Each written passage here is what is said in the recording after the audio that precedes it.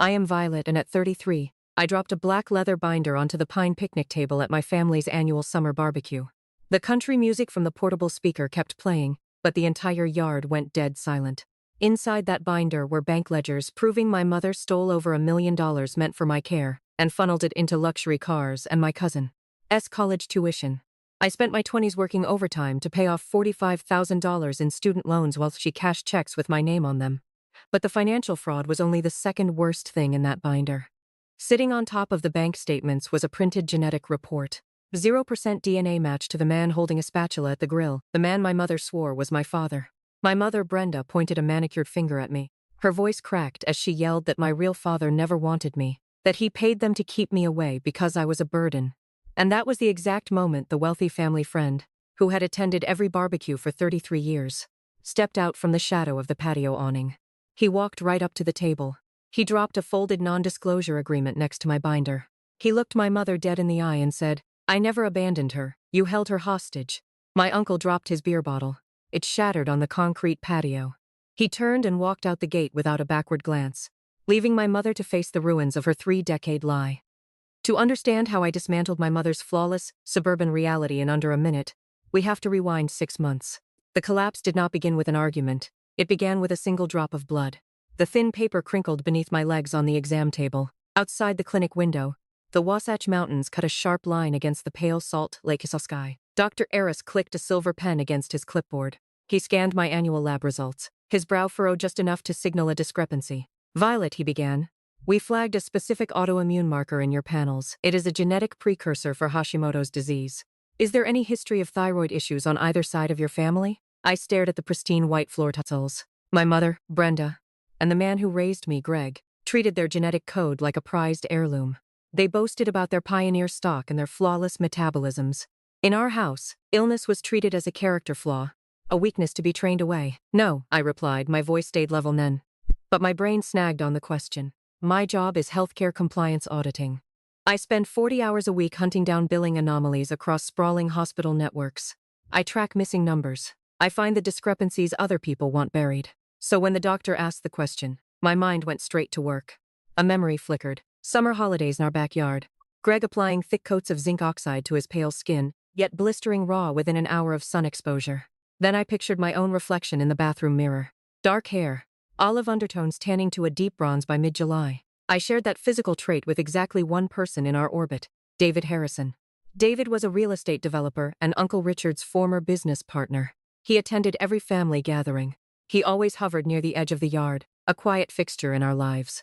I remembered being 12 years old when a neighbor leaned over the fence and casually pointed out that I shared David's exact coloring. Brenda dropped a platter of burgers on the grass. The ceramic shattered. Her smile went brittle and sharp as she grabbed the neighbor by the elbow and steered her into the kitchen, shutting the conversation down fast. "Doctor." Eris handed me a referral slip, pulling me back to the present. I walked out to my car, the dry Utah heat pressed down on the asphalt. I sat in the driver's seat and traced the edge of the steering wheel.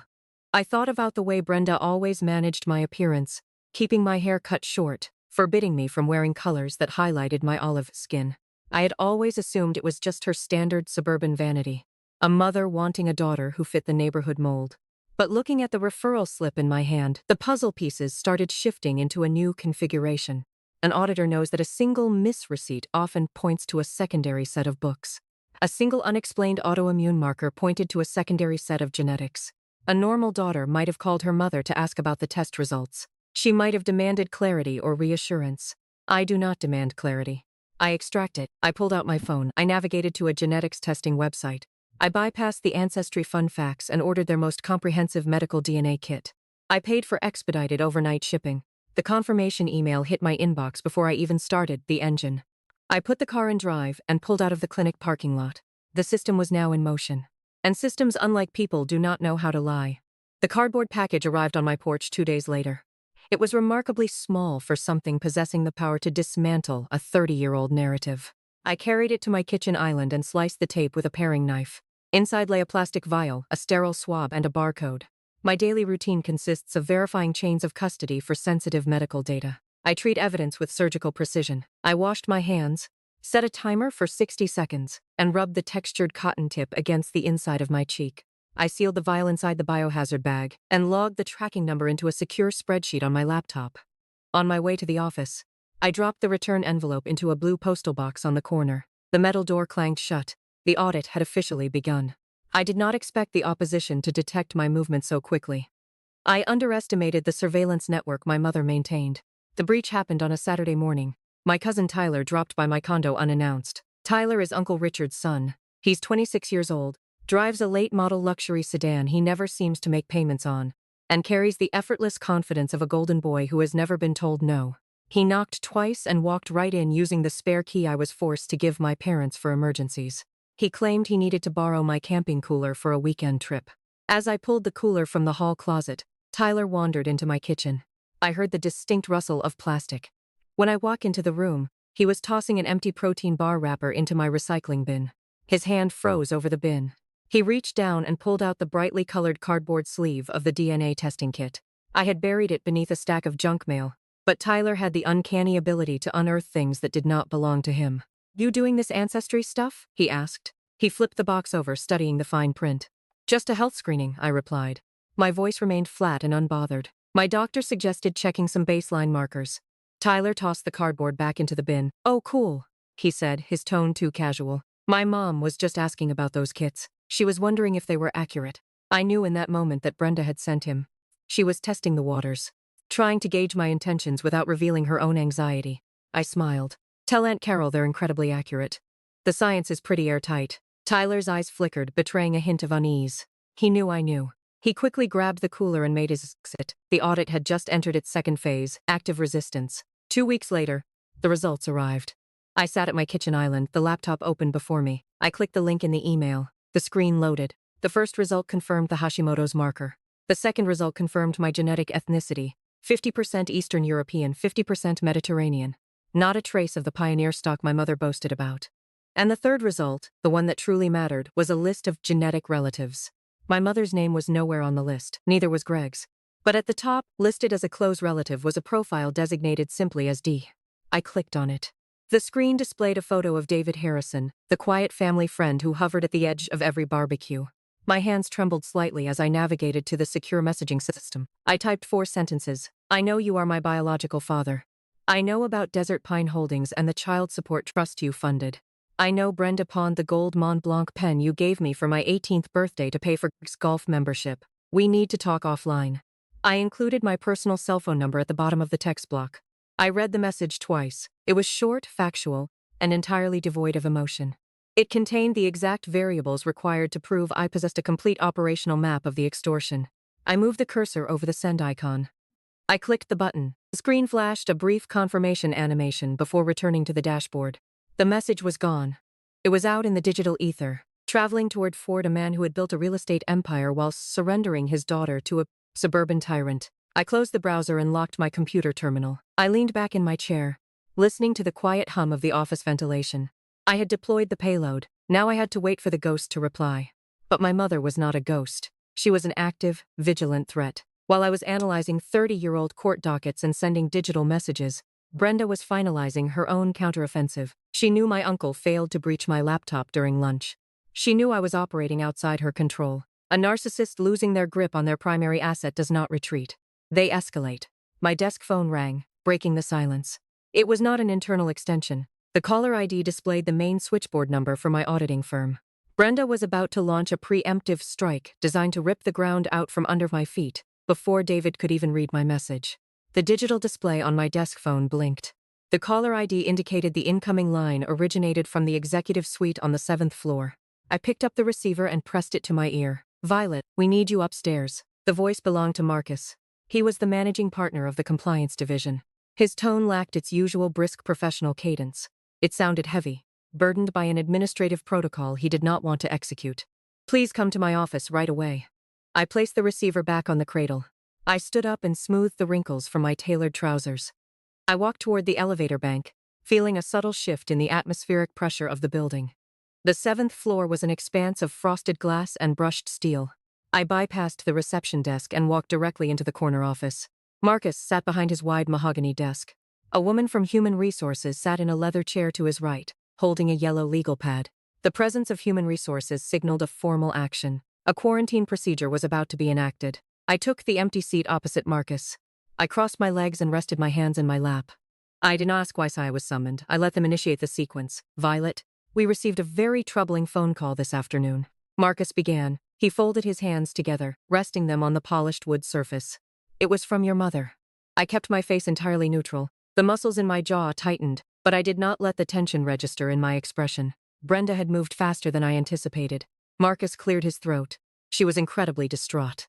She expressed deep concern for your current mental stability. She claimed you are experiencing a severe psychiatric episode characterized by extreme paranoia. According to her, you are operating under the delusion that your family is hiding hidden wealth and secret relatives. The human resources representative shifted in her seat. Her pen hovered over the legal pad. That is an unfortunate domestic dispute, I said quietly, but it has no bearing on my professional conduct. Marcus frowned. Under normal circumstances, I would agree. But your mother made a specific allegation that triggers our liability matrix. She stated you are utilizing our proprietary auditing software and municipal database access to run illicit background checks on private citizens. She named a specific local real estate developer. She claimed you are stalking him digitally. The brilliance of her tactical strike became clear. Brenda did not just call to complain about a disobedient daughter. She leveraged the strict federal compliance laws governing our industry. A healthcare auditing firm manages millions of sensitive records. We are bound by severe regulatory statutes. Even the unverified rumor of a data breach or unauthorized surveillance requires immediate institutional quarantine. Brenda engineered a scenario where my own company had to neutralize me to protect themselves. If I raised my voice to defend myself, I would validate her narrative of mental instability. If I tried to explain the stolen trust fund and the forged checks, I would sound exactly like the paranoid conspiracy theorist she described. I understand the protocol, Marcus, I said. My voice remained flat, calm, and steady. What are the next steps? He looked relieved. He had prepared for a hysterical confrontation. My serene compliance disarmed his anxiety. We have to place you on immediate administrative leave, pending a full internal investigation. Your access to all systems will be revoked. You will be escorted from the building. I nodded. Understood. I stood up. I will need to retrieve my personal belongings from my desk. The HR representative stood with me. I'll escort you. As we walked to my office, I felt a strange sense of calm. Brenda thought she had won. She thought she had silenced me. But she had only accelerated my timeline.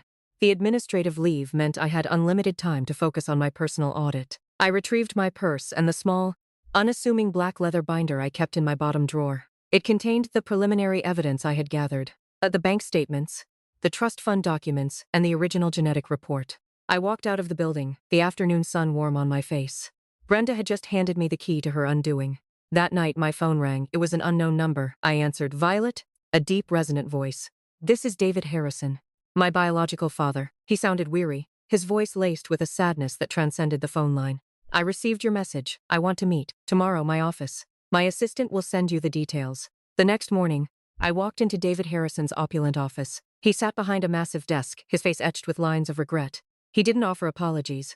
He offered facts. He confirmed the trust fund, the child support payments, and Brenda's elaborate scheme to keep me from him. He showed me copies of letters he had sent, gifts he had tried to give, all intercepted by Brenda. He had believed her when she told him I wanted nothing to do with him, that I resented his absence. She had woven a masterful web of deceit, isolating us both. The final piece of the puzzle fell into place. The annual barbecue, the perfect stage for Brenda's grand performance. I knew what I had to do. I spent the next few weeks meticulously organizing every document, every email, every bank statement. I built a case that was airtight, undeniable. And then, at the annual summer barbecue, I dropped the black leather binder onto the picnic table. Brenda's desperate lie about my father abandoning me was the final straw. It was a cruel, calculated attempt to maintain control, to paint me as the ungrateful child. But in that moment, when David Harrison stepped forward and declared, I never abandoned her. You held her hostage. Her carefully constructed reality shattered. My uncle, who had always been complicit in Brenda's schemes, walked away, leaving her exposed. The silence that followed was deafening, broken only by the distant country music. The truth has a remarkable way of outliving the people who try to bury it. You can forge signatures, pawn heirlooms, and construct intricate corporate shells to hide the evidence of your greed.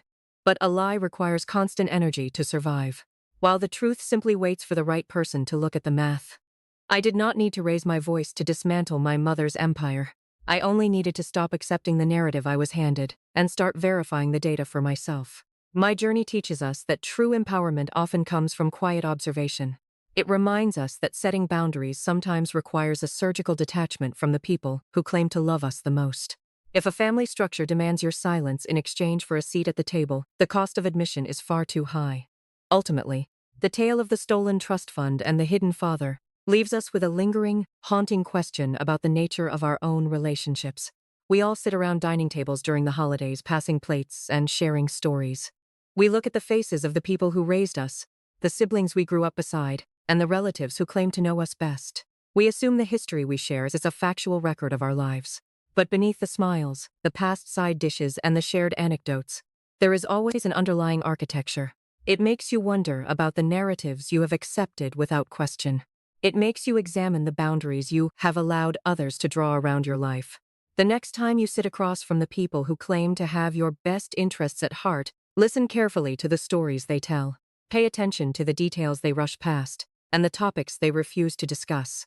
Because somewhere, hidden behind the comfort of suburban routine, the ledgers are always balancing. You just have to decide if you are willing to look at the receipts.